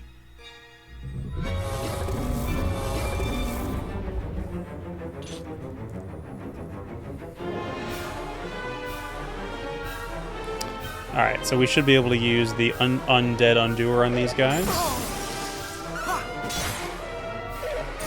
They have pretty high defense, it looks like, but they are susceptible to... Ooh, they heal a little bit too, though. Okay, well, if we're below half, we can use the ultimate version of that. I guess we'll see if that is enough to kill them. Shall not fall. They resisted that. That's interesting. So the uber-powered version is a different element than the regular version. That's annoying. No matter, I've developed the perfect strategy.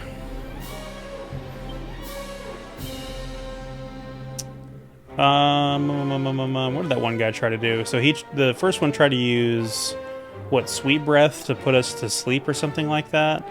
The other one attacked us. So let's go with Dodgy Dance so that we can evade their attacks. I'm not worried about the Chilly Breath because I have resistance to that. And now that we've done that, let's do Wild Side so we can act twice per round. Thou shalt not escape.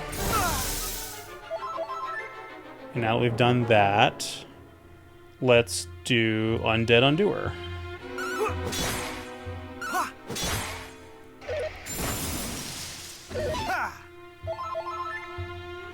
Fuck.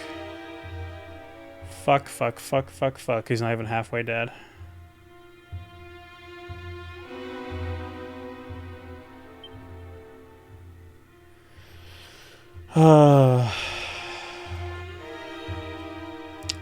Let's try this. I shall not fall.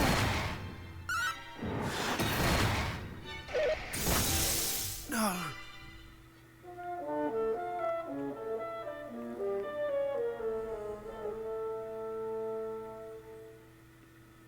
I have no idea how much HP these guys have, but it sounds like a lot.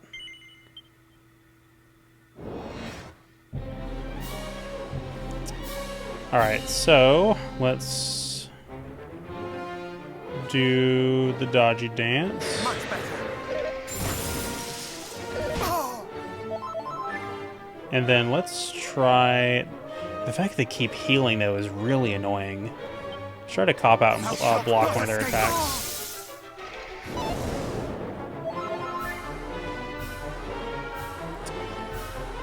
We can't block the Ice Breath.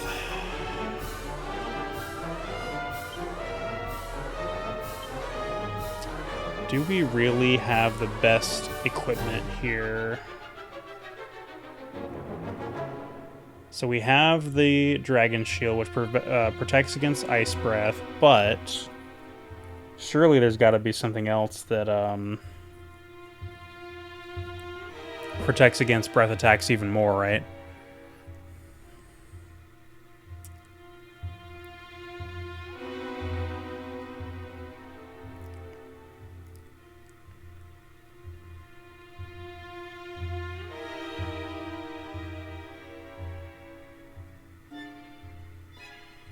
Maybe the fur hood. It says it's the ideal choice for cold winter nights, but it doesn't say that it resists ice.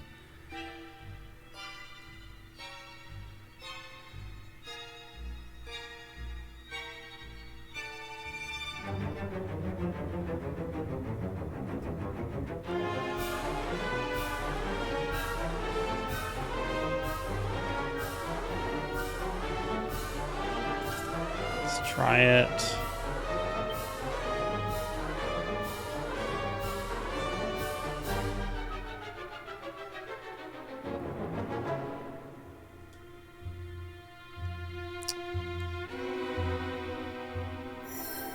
I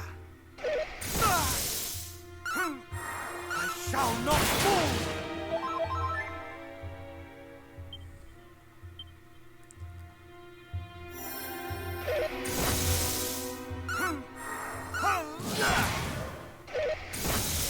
No.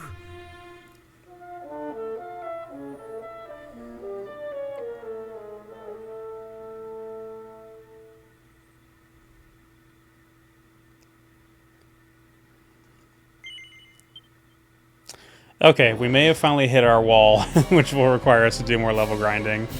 Because I can't seem to think of a good strategy against these guys.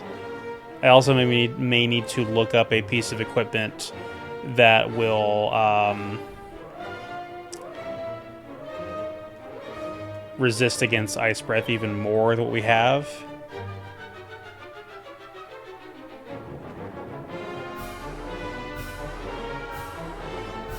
How good is... I mean, Sizzle can't be that good against them. It's just not that powerful of a spell.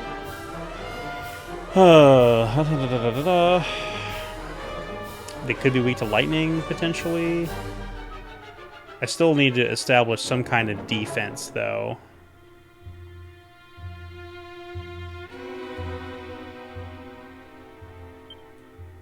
Much better.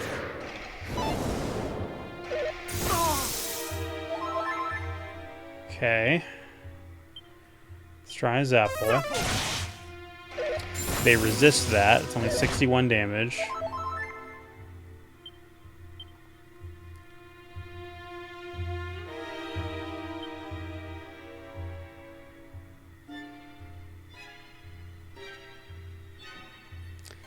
Let's see what the demon demeanor does. No. Yeah, I think the Undead Undoer is really the only thing that's that effective against them. But the fact that they heal a little bit every round, and like regardless of what we do, they just do it automatically. And even after like Quadra Slash or whatever, they weren't even halfway dead. So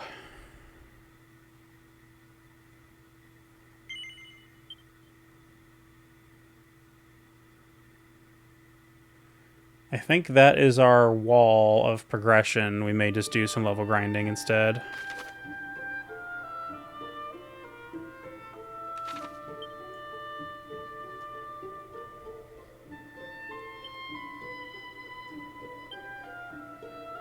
$1,900 experience to get to level 27. We'll do a couple of fights on screen and then we'll call it a night.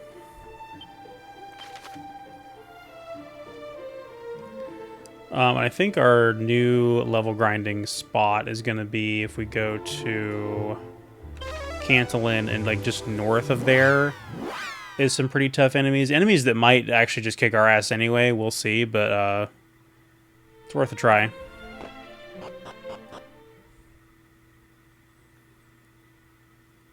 We auto-saved again when we landed, so... Let's run around on the desert tiles. The desert tiles have a higher encounter rate than the plains. Okay, I have actually never beaten this guy before, but I think if we just use Cop Out, we can't lose. This is actually a weaker version of that golem boss we beat in the city, so I think by using that strategy, it should be foolproof of the strategy of spamming the same move over and okay, yeah, we beat him in 2 rounds. Okay, he's not that bad. Wow, we got almost 2,000 gold for beating that guy? That's crazy. I guess they're made out of solid gold, right? So... let's see. Let's do it again with these guys, because I think those knights are going to try to attack us.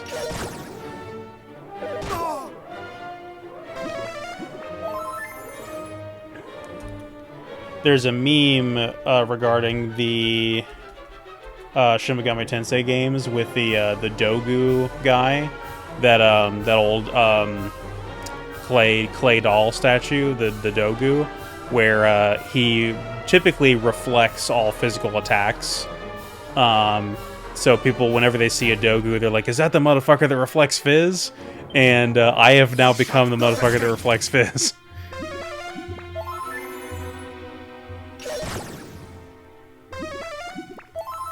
Don't tell me you guys fucking heal each other. Maybe you will not be able to do so when I use Crack on you. And of course the Cure Slimes resist that. That's really annoying.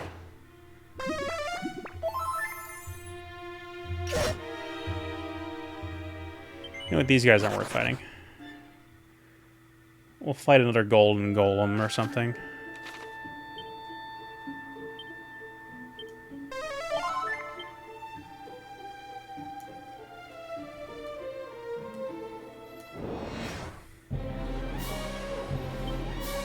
Alright, time to become the motherfucker that reflects fizz.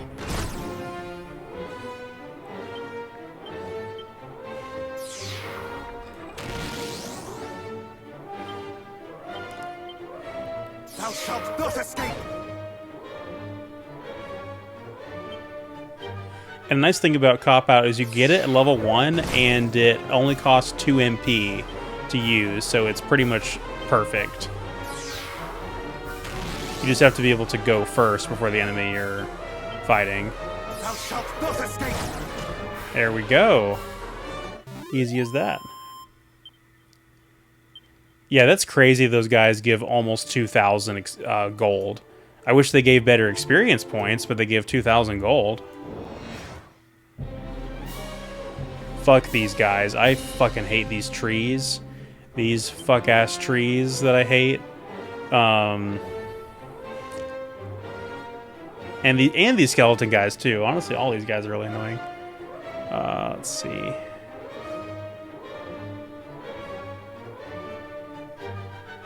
Maybe crack on these guys.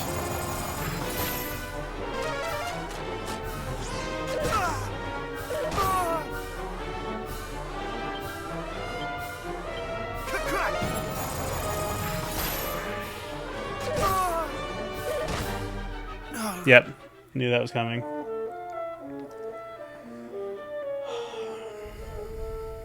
It's so hard just to level grind in this game because every enemy wants you dead.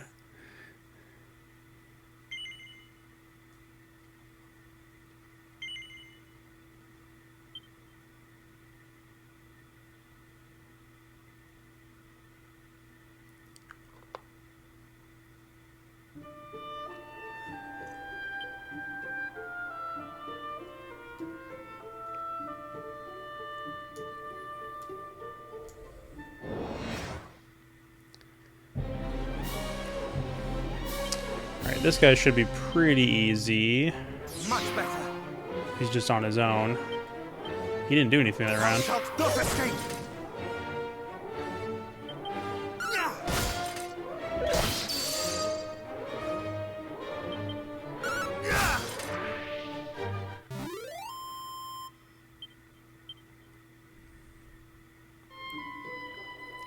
Yeah, it's kind of sad. That guy gives 230 experience points, whereas the Golden Golem only gave like 60 something. No status.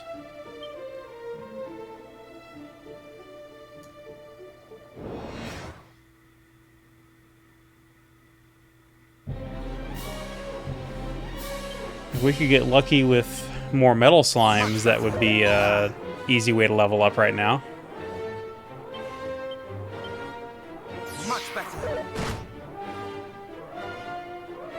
What an asshole. I did the cop-out thing and he still hit me anyway.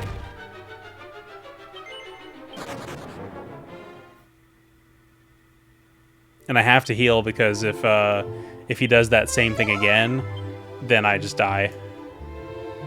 Because he hits me for like over 100 damage. 2 of them things, you know, that's actually fine. More the merrier as far as the cop-out goes.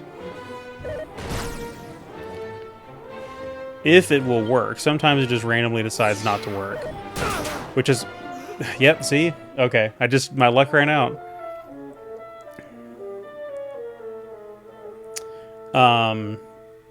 Which is why beating the boss version of this guy was so crazy with the fact that even paid off that many turns in a row and it didn't kill me. It was just remarkable. Alright, I've decided this is not a good grinding spot. Let's go over by this place.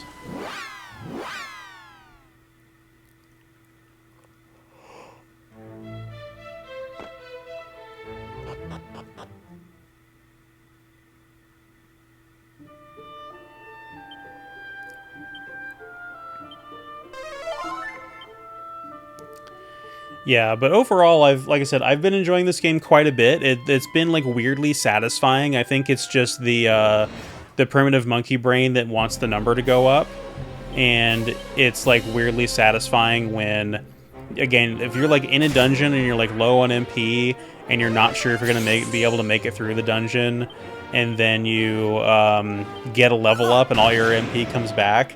It's like, oh yeah, let's fucking go, dude. It's like so satisfying. And the fact that the game at least gives you enough training wheels to be like, okay, there are no missable items. You can go back anywhere you... because I was confused and he has bounce, I got hit with my own Zapple spell. That's fun. I didn't know your character would randomly cast spells if they're confused, but I guess they'll do anything confused if you let them. Yeah, the game holds your hand just enough to be like, here's where you need to go next, here's plenty of autosaves, there are no missable items because you can go back to anywhere in the game a second time, so there's pretty much no way to like soft lock progression in this game or get yourself into a situation where you can't leave somewhere and come back stronger, and for that reason I feel very comfortable kind of playing it without a guide and just sitting here, you know, grinding away, trying different things, experimenting with the different abilities, and I've been having a lot of fun with it, as opposed to some other older RPGs where I'm like, I don't dare try to play those games without guides because I come to find out there's like a strategy that's so important to a certain build of the game later on that if you didn't plan around that when it was first viable, then you basically have like locked yourself out of that type of character build, and it's like, this game you cannot really do that. I'm gonna try to get one of these metal slimes. Okay, never mind, they're gone. Because if I got even one of those metal slimes, I would have leveled up for sure there.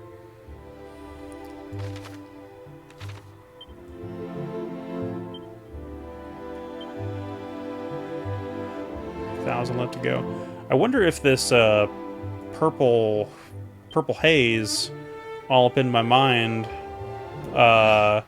is from the Dragon Lord's antics.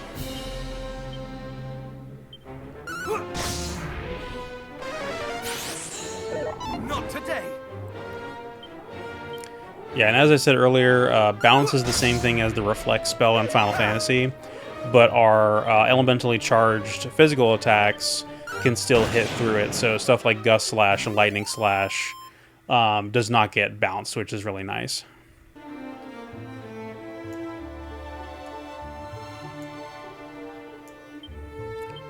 Is there a scroll I forgot to use at some point? No, we're good.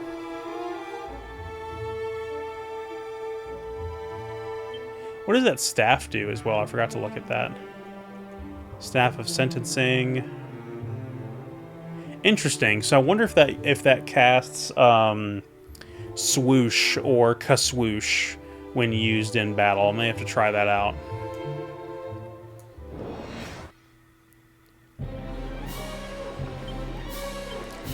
Yeah, even though this game also uses like dumb names for its spells, they're at least a little bit easier to like make sense of which one is which compared to SMT, where it's like the spells are weird things like Agi and Bufu and Tarukaja and stuff like that, whereas in this game it's like, you know that Crackle is an ice spell, you know that Sizzle is a fire spell. Like, it's pretty straightforward. Get rid of these Ram Riders with Cattle Prod. Man, there are some of these Scorpion enemies are like really, really bad news in the NES version. There's like 4 different types of scorpion enemies in this game. You'd think that this one would be pretty badass, being it's called a death scorpion. Then he just runs from me. Also, they're surprisingly friend-shaped, the scorpions. They have like little cute faces.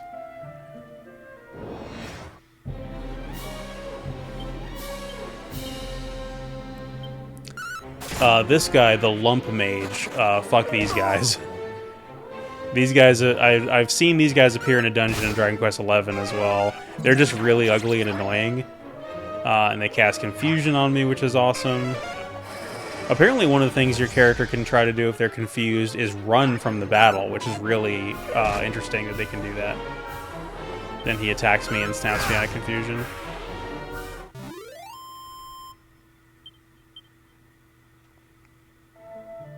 It's interesting how most RPGs, when it comes to confusion, because confusion can be so dangerous, they will, if your character gets physically attacked, they will snap out of confusion the next turn. But here's the friend-shaped scorpion again. Let's see if I can kill him this time. I don't remember what he's weak to. I think he's weak to ice. Let's try crack. Yeah, really good damage there. Yay! We level up to level 27. 3 more strength points, 1 more resilience, 8 more agility, 6 more luck, more HP and MP. Oh, we get Falcon Slash. Cool. Falcon Slash hits twice, as it does when Terry uses it in Dragon Quest Heroes. What the hell was I talking about? Yeah, confusion.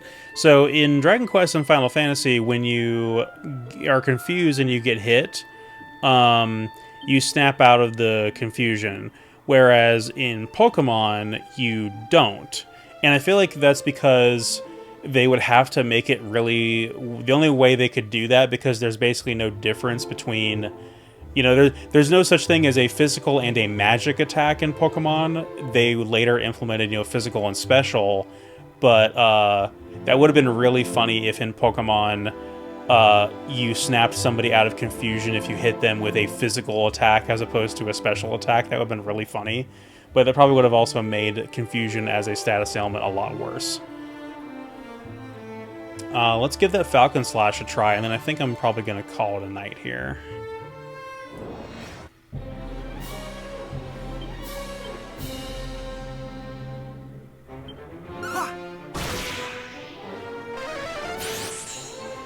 That was a little over 100 damage. That's pretty good.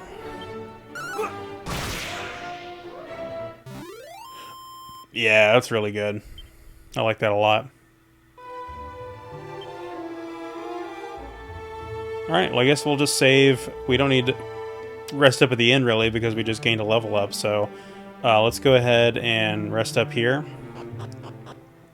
And I guess if we want to, there is some really expensive equipment we could go and buy. We can grind for gold off of those gold golems. I think that's crazy how much gold they give. I didn't realize they were that effective for grinding for gold like that.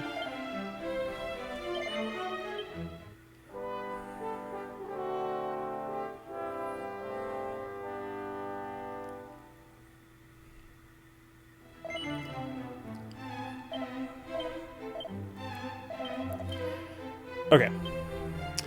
Alright guys, thank you guys so much for tuning in. I hope you guys enjoyed my little showcase of the Dragon Quest 1 HD-2D remaster. I don't know if I will stream this entire game to its conclusion, but had a really good time doing this. And me and Michelle will hopefully be back soon with more Danganronpa V3. And I may stream a couple other things. The other game I'm playing right now that I want to play to completion casually is the System Shock remake. So if you guys are interested in seeing that, let me know, and I will be happy to stream that as well, probably here in a couple days. So thank you guys so much for watching. We'll see you next time.